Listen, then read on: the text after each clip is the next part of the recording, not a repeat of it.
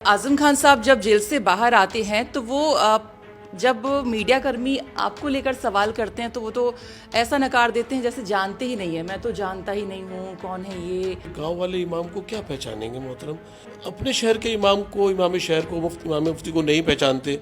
वो एक इस उम्र के इस मरहले में पीराना साली, कमज़ोरी, ज़ईफ़ी के आलम में जेल की तकलीफ़ें और मुसीबतें झेल कर रिहा हुए और हम सब लोगों की फ़िक्रमंदियाँ उनके साथ थी हैं। बस उनकी ख्वाहिश थी कि वो तना आए। तो चूँकि इस उम्र की लोगों की जो फरमाइशें होती हैं इस उम्र में पहुंचने के बाद उनको पूरा करना ही एक अच्छी बात होती है। बुज़ुर्गों की जो बातें होती हैं कभी तानों में भी वो दुआएं बनकर लगती हैं। समाजवादी पार्टी के वरिष्ठ नेता आजम खान 23 महीने के बाद जेल से बाहर आते हैं। जेल से बाहर आने के बाद वर्तमान के रामपुर के सांसद को पहचानने से इनकार कर देते हैं और जब अखिलेश यादव एक समय निश्चित करते हैं कि इस तारीख को हम आजम खान साहब से मिलेंगे, और वो समय भी आप देखिए, मायावती की लखनऊ में महारैली से ठीक एक दिन पहले अखिलेश यादव और आजम खान की मुलाकात होती है।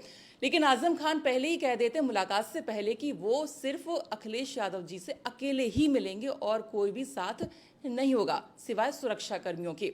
अब वो ऐसा क्यों करते हैं? क्या कोई नाराजगी है रामपुर के वर्तमान सांसद से आजम खान की? ये सब पर हम बातचीत करेंगे। हमारे साथ खुद मोहिबुल्लाह यहाँ पर नदवी साहब जी हैं। बहुत बहुत स्वागत है आपका। शुक्रिया। नदवी जी, आप अखिलेश यादव जी के साथ निकलते हैं लेकिन रास्ते में ही आप रुक जाते हैं, ऐसा क्यों होता है? क्या आजम खान जिससे आपकी कोई नाराज़गी चल रही है? नहीं, देखिए, नाराज़गी तो मुझे नहीं मालूम किस वजह से नाराज़गी है उनकी। इसलिए कि हमने तो समाजवादी पार्टी का मैं कैंडिडेट हूँ और पूरे ज़िले ने मुझे एक रिप्रेजेंटेटिव चुना है और अल्हम्दुलिल्लाह मुझ पर भरोसा जताया है और घनश्याम लोधी जी से मैंने सीट छीनी है। तो उसमें तो मैं समझता हूँ जो भी कोई समाजवादी का वर्कर हो, खादिम हो, उसका मार्गदर्शक हो, कोई मिसाली शख्सियत हो, तो वो उसको तो स्वागत करना चाहिए। और आजम खान साहब जब जेल से बाहर आते हैं तो वो जब मीडिया कर्मी आपको लेकर सवाल करते हैं तो वो तो ऐसा नकार देते हैं जैसे जानते ही नहीं है। मैं तो जानता ही नहीं हूँ कौन है ये, मैं नहीं पहचानता। इस तरह की प्रतिक्रिया उनकी आती है, आप कैसे देखते हैं उसे? देखिए, हम लोग गांव के रहने वाले लोग हैं, गांव में पैदा हुए, रामपुर फुरखानिया में हिफ्ज़ किया हमने और फिर जामिया से ग्रेजुएशन पीजी किया हमने, फिर एक मस्जिद में इमाम हो गए। तो इमामों के तई जो है वो उनको एक गांव वाले इमाम को क्या पहचानेंगे मोहतरम, जब एक शहर के, उनके शहर के इमाम जो 100 साल की ज़िंदगी पाई उन्होंने और 75 साल रामपुर की जामा मस्जिद में इमाम रहे, उन्हें 40-50 दिन होने वाले हैं, आज तक उनके यहाँ कोई शख्स भी आज़म भाई के परिवार से ताज़ियत के लिए भी नहीं गया। तो वो अपने शहर के इमाम को, इमाम शहर को, इमाम मुफ्ती को नहीं पहचानते।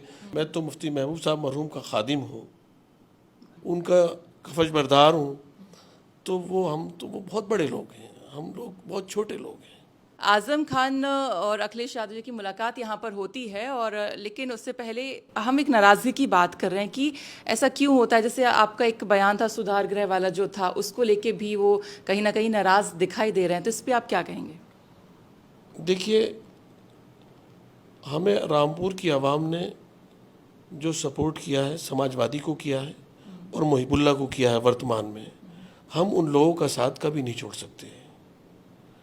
जिन लोगों ने ऐसे टाइम में, जबकि बीजेपी अगर जीत जाती फुल मेजोरिटी से तो क्या हाल होता, ऐसे टाइम में जिन लोगों ने हमें सपोर्ट किया, पार्टी को, पीटीए को, माननीय अखिलेश यादव जी को सपोर्ट किया, हम उन तमाम सपोर्टर्स का कभी भी साथ नहीं छोड़ सकते।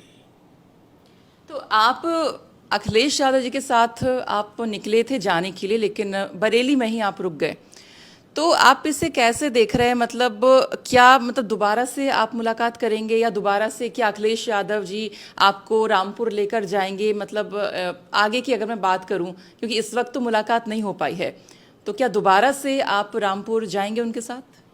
कोई बातचीत की अखिलेश यादव जी से? देखिए, हमारी पार्टी के राष्ट्रीय अध्यक्ष माननीय अखिलेश यादव जी, चूँकि वो एक इस उम्र के इस मरहले में पीराना साली, कमज़ोरी, ज़ईफ़ी के आलम में जेल की तकलीफ़ें और मुसीबतें झेल कर रिहा हुए, और हम सब लोगों की फ़िक्रमंदियाँ उनके साथ थी हैं, और उसकी वजह से माननीय अखिलेश यादव जी एक इंसानी हमदर्दी के तहत, और जो चूँकि बहरहाल वो पार्टी के एक पुराने और वो रहे हैं, तो उनका हालचाल जानने के लिए आए थे, और बस उनकी ख्वाहिश थी कि वो तना आए। तो चूँकि इस उम्र की लोगों की जो फरमाइशें होती हैं, इस उम्र में पहुंचने के बाद उनको पूरा करना ही एक अच्छी बात होती है। तो माननीय अखिलेश यादव जी ने उनकी आरज़ू पूरी की कि मैं अकेला ही आऊँगा, और ये तो ख्वाहिश पूरी की उन्होंने और अकेले वो चले गए। जैसा, लेकिन मैंने आपसे सवाल पूछा कि क्या आपको लेकर अखिलेश यादव जी दोबारा रामपुर जाने की कोई प्लान करेंगे या नहीं, इस पे क्या कहेंगे? देखिए, माननीय अखिलेश यादव जी का जो रामपुर की जनता से ताल्लुक़ है, और रामपुर की जनता ने उनके आइडियोलॉजी, पीडीए और समाजवादी को जो सपोर्ट किया है, वो इन दिखावी चीज़ों से बहुत दूर है। वो मंजिल के मनारों पर नज़र है लोगों की, वो आइडियोलॉजी के लिए वोट देते हैं, पर्टिकुलर किसी फैमिली के लिए, पर्टिकुलर किसी शख्सियत के लिए वोट देना अब ये हिंदुस्तान के मुसलमानों की डिक्शनरी में नहीं रह गया है। तो क्या आप मुलाकात करेंगे? वो तो मैं आपको पहचानने से इनकार कर रहे हैं, लेकिन आपने प्रतिक्रिया बता दी कि कैसे क्या, लेकिन आपका स्टैंड क्या है? मतलब अगर आपको सामने मिलेंगे तो आप क्या कहेंगे? क्योंकि जिस हिसाब से वो प्रतिक्रिया दे रहे हैं, जो बात कर रहे हैं, और जो आपका स्टैंड है वो क्या है? नहीं, देखिए, हम तो इमाम भी हैं, और वो बेशक खुद के फरमा रहे थे कि मैं पीछे नमाज़ पढ़ने वाले लोगों में हूँ। तो पीछे नमाज़ पढ़ने वाले लोगों की भी हम इतनी इज़्ज़त करते हैं जितनी आगे वालों की करते हैं, अगरचे आगे वालों की फजीलत ज़्यादा होती है, और पीछे नमाज़ पढ़ने वालों के लिए भी हम दुआ करते हैं कि वो अगली सफ़ वाले हो जाएं। तो इसलिए हमारा काम तो उनको इज़्ज़त देना है, उनके अपनी और उनकी और सबकी इस्लाह की कोशिश और दुआ करना है, और आपस में एक दूसरे की इस्लाह करना है, एक दूसरे से जज्बात बाहम को जोड़ना है, गलत फहमियों को दूर करना है। ये एक मैं समझता हूँ किसी भी एक मजहबी आदमी का भी काम होता है, और हम ज़िले के भी एक हेड हैं इस वक्त, तो हमारा भी ये काम है। कहीं आप भी तो नाराज़ नहीं है उन्होंने जो प्रतिक्रिया दी उससे? नहीं, देखिए, बड़ों का जो कहना होता है उसमें नहीं लिया जाता कि हम नाराज़ हो। तो मुस्तकिल वो रोज़ ही अल्हम्दुलिल्लाह कुछ ना कुछ कह रहे हैं, लेकिन वो सब हम उन सब चीज़ों को वो नहीं कह चाहते हैं कि बुज़ुर्गों की जो बातें होती हैं, कभी तानों में भी वो दुआएं बनकर लगती हैं, वो हकीकत में अल्लाह ताला उनको कर देता है। तो मैं तो समझता हूँ वो बराबर दुआ दे रहे हैं, इसी तरह से दुआ देते रहें तो बहुत अच्छा है। आपने दिल बड़ा कर दिया अपना। जी बिल्कुल। अच्छा, 23 महीने जो है जेल में रहे आजम खान साहब, तो इस बीच अखिलेश यादव उनसे मुलाकात नहीं कर पाए। हालांकि क्यों नहीं कर पाए वो भी बयान सामने आए उनके, और इसको लेकर भी कहीं ना कहीं एक मन में सवाल ज़रूर आजम खान साहब की होगा कि वो मिलने नहीं आए। इस पे आप क्या देखते हैं, मतलब कैसे देखते हैं? नहीं, देखिए, वो तो माननीय अखिलेश यादव जी ने खुद ही बता दिया। तो मैं समझता हूँ कि बहुत सी चीज़ें वो बड़े हैं, बहरहाल उन्होंने कहीं ज़रूर हैं, लेकिन वो हकीकत पर मबनी नहीं है। अखिलेश यादव जी और आजम खान साहब की मुलाकात होती है, दोनों अकेले मुलाकात करते हैं, कोई बीच में था ही नहीं, तो अब दोनों के बीच बात क्या कुछ हुई? क्या आप तक कुछ जानकारी पहुंची है? देखिए, माननीय अखिलेश यादव जी सिर्फ उनका हाल चाल जानने के लिए आए थे, और चूँकि एक तवील अरसे तक वो उनके मरासिम रहे हैं, तो जाहिर सी बात है उसमें एक सारी चीज़ें डिस्कस होती हैं, तबीयत के बारे में, और इतने लंबे अरसे के बाद मिलते हैं तो जाहिर सी बात है वक्त तो लगता ही है, अच्छा महसूस भी होता है एक दूसरे को। तो सिर्फ उनका एक हाल चाल जानने के लिए और खैरियत मालूम करने के लिए वहाँ तशरीफ़ लाए थे मोहतरम अखिलेश यादव साहब, और उन्होंने खुद ही ये अपनी प्रेस कॉन्फ्रेंस में भी बाद में कहा। अच्छा नदवी साहब, आज लखनऊ में आपने देखा मायावती की बहुत बड़ी एक रैली होती है और मंच से समाजवादी पार्टी पर उन्होंने खूब हमले बोले हैं। एक तो पहले वो बोलती हैं कि जब ये सत्ता में होते हैं तब इन्हें ये पीडीए याद नहीं आते हैं, ना ही मान्यवर काशीराम जी याद आते, ना उनकी जयंती, ना उनकी जन्मतिथि पुण्यतिथि याद नहीं आती है।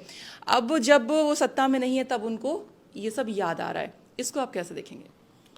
देखिए, माननीय अखिलेश यादव जी ने जब से पीडीए एक आइडियोलॉजी जो है देश के सामने और ख़ासतौर पर उत्तर प्रदेश के सामने रखी है, जब से सभी वर्गों का, सभी समुदायों का, देश के जितने भी लोग हैं सब लोग समाजवाद की तरफ बढ़ रहे हैं, समाजवादी पार्टी की तरफ बढ़ रहे हैं और माननीय अखिलेश यादव जी को, उनकी पार्टी को ज्वाइन करने में एक तांता, एक भीड़ लगी हुई है।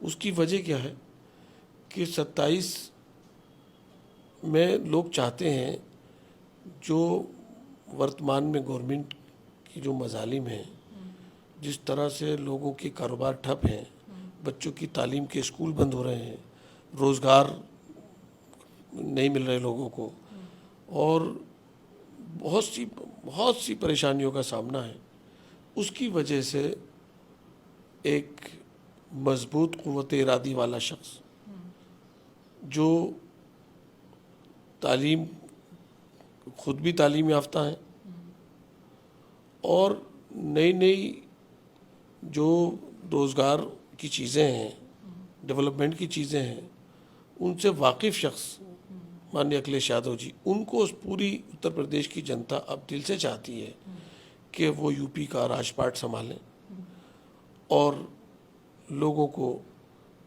रोज़गार दें जो बेरोज़गार हैं, और अच्छे अस्पताल बने, अच्छी सड़कें बने, स्कूल अच्छे से फंक्शन करें, बच्चे तालीम हासिल करें।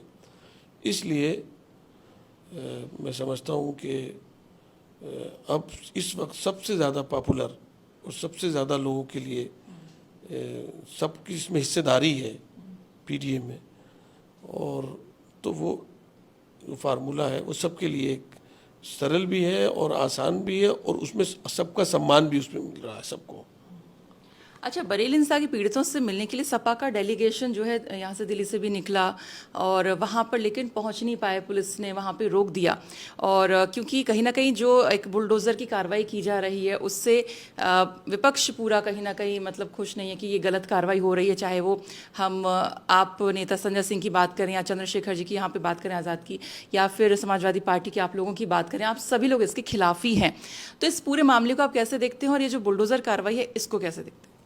तो बुलडोज़र की कार्रवाई तो सरासर कानून और संविधान का उल्लंघन है और उससे हमारी अदालतों का वज़न कम हो जाता है और देश की छवि पर भी बहुत गहरा नुकसान पहुंच रहा है। इसका नुकसान जो है वो बहुत गहरा होता है, लोगों के ज़हन दिमाग पर भी असर पड़ता है और दूसरे ममालिक में भी इसकी जो खबरें पहुंचती हैं, आज की डेट में कोई भी बात होती है तो सब जगह फैल जाती है, तो इससे देश की छवि को बहुत गहरा नुकसान पहुंच रहा है। और जो सब लोग एक शपथ लेते हैं ईश्वर के नाम से, अल्लाह के नाम से, कि हम सच्ची श्रद्धा से काम करेंगे, पता चलता है भेदभाव नहीं करेंगे, देश की एकता और अखंडता को कायम रखेंगे, तीनों चीज़ें बुलडोज़र की कार्रवाई में ध्वस्त होती हैं। ठीक है, यहाँ पे जिस हिसाब से पूरा मामला शुरू हुआ, कानपुर से शुरू होता है, वहाँ पे आइलम मोहम्मद के जो कुछ पोस्टर्स वहाँ पर आते हैं, उसके हम विरोध में देखते हैं कि जगह जगह पर लखनऊ में भी आई लव बुलडोज़र के पोस्टर लगते हैं, कहीं पे मुजफ्फरनगर में आई लव महादेव के पोस्टर लगते हैं। तो ये जो पोस्टरबाजी ये चल रही है, इसको लेके आप क्या कहेंगे? क्या ये ठीक हो रहा है? कहीं ना कहीं से जो शांति सौहार्द है उस पर ही फर्क पड़ता है? नहीं, ये मुद्दा तो पैदा किया गया है किसने किया? किया गया है। वही लोग जो नफरत की भाषा बोलते हैं, वही लोग इस तरह के मुद्दे, जब उन्हें कहीं कोई चीज़ नहीं मिल रही तो इस तरह की चीज़ें, उन्हीं के लोग जो हर कम्युनिटी में काम कर रहे हैं, उनका लिबादा ओढ़ के उस कम्युनिटी का, वही लोग इस तरह के इशू अब उछाल रहे हैं, इसलिए कि अब मुसलमानों को सताने का उन्हें कोई बहाना नहीं मिल रहा, तो उनके जो मज़हब के, उनकी जो अक़ीदे की जो मोहतरम तरीन चीज़ें हैं, उनको सबब बना करके उन पर जो है वो कीचड़ उछाल करके या उनको किसी तरह से मुश्ताइल करके अपनी जो भेदभाव की जो पॉलिसी है और जिसके ज़रिए से राज कर रहे हैं कुछ लोग, उसको करने के लिए सब किया जा रहा है। तो नदीर साहब, बहुत बहुत आपका शुक्रिया यूपी तक से बातचीत के लिए। Thank you. तो आप थे हमारे साथ मुहिबुल्लाह नदवी साहब, जिन्होंने पूरे हमारे सवालों के जो है यहाँ पर जवाब दिए हैं, और अब वो आज़म खान से मुलाकात करेंगे या फिर नहीं करेंगे, क्योंकि इस बार तो आज़म खान और अखिलेश यादव की अकेले में मुलाकात होती है। तो क्या रामपुर के वर्तमान सांसद की रामपुर के निवर्तमान सांसद से मुलाकात होती है या नहीं, ये देखना होगा। तो फिलहाल इसी के साथ इतना ही। अब बाकी खबरों के लिए देखते रहिए यूपी तक। नमस्कार।